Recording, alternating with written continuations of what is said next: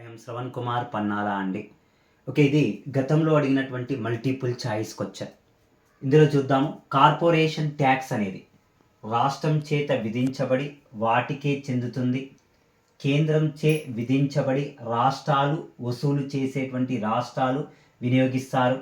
కేంద్రం చే విధించబడి కేంద్రము రాష్ట్రాలు వసూలు చేసుకునేటువంటి పంచుకుంటాయి. కేంద్రం చే విధించబడి కేంద్రము వసూలు చేసి కేంద్రానికి చెందుతుంది. ఒకటి కార్పొరేషన్ ట్యాక్స్ అండి, కేంద్ర ప్రభుత్వమే విధిస్తుంది, కేంద్రమే వసూలు చేస్తుంది. దాని మీద వచ్చేటువంటి అమౌంట్ మొత్తం కూడా కేంద్ర ప్రభుత్వమే ఉపయోగించుకుంటుందండి.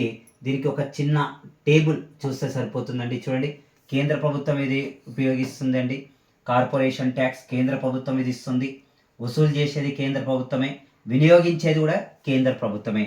ఆన్సర్ ఏమవుతుందండి అంటే ఆన్సర్ ఈజ్ కార్పొరేషన్ ట్యాక్స్. కేంద్ర ప్రభుత్వం చే విధించబడి కేంద్రమే వసూలు చేసి కేంద్రానికే చెందుతుంది. Okay, thank you everyone.